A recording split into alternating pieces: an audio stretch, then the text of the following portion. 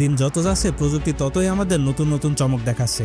আর 2025 সালে এসে কিছু প্রযুক্তি এতটাই অ্যাডভান্স হয়েছে যে সেগুলো আমাদেরকে একটু বেশিই অবাক করে দিয়েছে। এই নতুন সব প্রযুক্তির মাধ্যমে আমরা আগামী বিশ্বকে দেখব এক নতুন রূপে। বিজ্ঞানের এইসব নতুন আবিষ্কার মানবজাতিকে আরও এক ধাপ এগিয়ে নিয়ে গেছে। এগুলো মানুষের জীবনযাত্রাকে করে তুলেছে অনেকটাই সহজ। স্বাগতম এক্সপ্লেনেশনের আরেকটি রহস্যময় এপিসোডে। আজকের ভিডিওতে আমরা জানব বর্তমান বিশ্বের নতুন কিছু অভাবনীয় আবিষ্কার সম্পর্কে। ভিডিওটি সম্পূর্ণ দেখার অনুরোধ রইল। আর যারা আমাদের চ্যানেলে নতুন তারা অবশ্যই পাশে থাকা সাবস্ক্রাইব লেখাতে প্রেস করে বেল আইকনের অপশনটি সিলেক্ট করুন। আপনি রাস্তায় চলাচল করা অনেক ট্রাক দেখে থাকবেন, কিন্তু বরফের মধ্যে দিয়ে চলতে পারে এমন ট্রাক কি কখনো দেখেছেন? এই হচ্ছে সেই ট্রাক যা মূলত বরফ এবং তুষারের মধ্যে দিয়ে চলাফেরা করার জন্য তৈরি করা হয়েছে। সাধারণ গাড়ি বা ট্রাক বরফের মধ্যে দিয়ে চলাফেরা করার সময় তার গতি কমে যায় আর চাকা স্লিপ করে, কিন্তু এই গাড়ি অনায়াসে বরফের রাস্তায় চলাফেরা করতে পারে। এই গাড়িতে সাধারণ চাকার পরিবর্তে ট্র্যাক সিস্টেম ব্যবহার করা হয়েছে, যা গাড়ির ওজন পুরোপুরি সমানভাবে নিয়ন্ত্রণ করে তুষার বা বরফের মধ্যে দিয়ে চলাফেরা করতে সাহায্য করে। কল্পনা করুন এমন একটি গাড়ির কথা যেটা চালাতে গিয়ে আপনার কখনো তেল লোড করতে হবে না। শুনতে অবাক লাগছে, তাই না? এমনই এক গাড়ি বাজারে নিয়ে এসেছে আমেরিকার গাড়ি কোম্পানি অ্যাপটেরা মোটরস। এই গাড়িটি মানুষকে আকর্ষণ করে এর উচ্চ গতি এবং এয়ারডাইনামিক ডিজাইনের জন্য। এই গাড়িতে দুটি উচ্চ ক্ষমতা সম্পন্ন ব্যাটারি ইনস্টল করা আছে, যা একবার চার্জ করলে গাড়িটি প্রায় 300 মাইল বা 580 কিলোমিটার পর্যন্ত একটানা চলতে সক্ষম। এই গাড়ির সাথে একটি সোলার প্যানেল রয়েছে, যা এটিকে কিছু সময় চার্জ করার সুবিধা দিয়েছে, যাতে করে রাস্তায় হঠাৎ আপনার গাড়ি বন্ধ হয়ে গেলে এটি দিয়ে আপনি কিছুটা রিকভার করে বাসায় ফিরতে পারেন।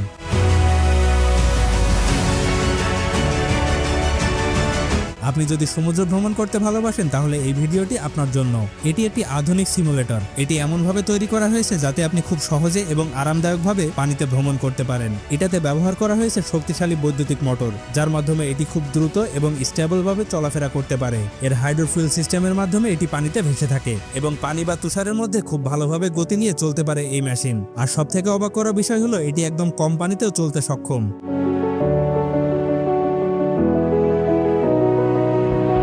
বর্তমান সময়ে অল্পতেই এক দেশ অন্য দেশের সাথে যুদ্ধে লিপ্ত হয়ে যায়, তাই সব দেশই চেষ্টা করে নিজেদেরকে রক্ষা করার জন্য। ঠিক পৃথিবীর এমন অবস্থায় টয়োটা কোম্পানি নিয়ে আসলো এমন একটি শক্তিশালী গাড়ি, যেটি দুর্গম অঞ্চলে চালানোর জন্য ডিজাইন করা হয়েছে এবং বিশেষভাবে এই গাড়িটি সেনাবাহিনীর উদ্ধারকর্মী, পুলিশ এবং গোপন মিশনের জন্য ব্যবহার করা হয়। গাড়িটিতে বিভিন্ন দুর্ঘটনা এবং আক্রমণ থেকে নিজেকে সুরক্ষিত রাখতে আধুনিক ডিজাইন, মজবুত বডি ও সুরক্ষিত কন্ট্রোলার সিস্টেম ব্যবহার করা হয়েছে এবং যে কোনো প্রয়োজনে দ্রুততার সাথে যোগাযোগের জন্য স্যাটেলাইট বেসড কমিউনিকেশন সিস্টেম রয়েছে।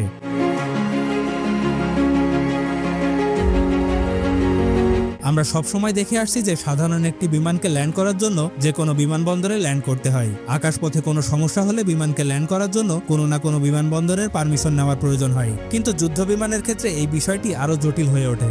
আর এই সমস্যার সমাধানের জন্য তৈরি করা হয়েছে পানিতে ল্যান্ড করতে সক্ষম এমন একটি বিমান। এই বিমান তৈরি করার প্রধান লক্ষ্য হলো সশস্ত্র বাহিনীর মালামাল যে কোনো জায়গায় দ্রুত গতিতে পৌঁছে দেওয়া।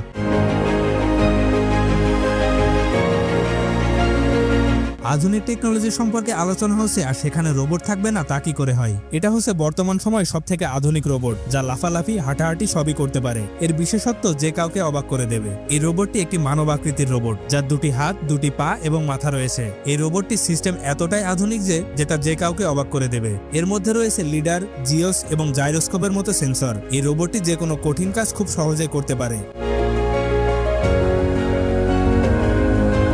এই গাড়িটি সম্পর্কে জানলে আপনার চোখ কপালে উঠে যাবে। গাড়ি চালানোর জন্য অবশ্যই ড্রাইভার প্রয়োজন হয়, কিন্তু এই গাড়ি চালানোর জন্য কোনো প্রকার ড্রাইভারের প্রয়োজন হবে না, কারণ এটিতে রয়েছে এআই সিস্টেম, যার মাধ্যমে এই গাড়ি অটোমেটিক চলাফেরা করতে পারে। এই গাড়িটি সামনে থাকা গাড়ির গতি অনুসরণ করে নিজেকে স্বয়ংক্রিয়ভাবে নিয়ন্ত্রণ করে। গাড়িটি সবসময় স্যাটেলাইটের সাথে সংযুক্ত থেকে এই কাজগুলো সহজেই করতে পারে।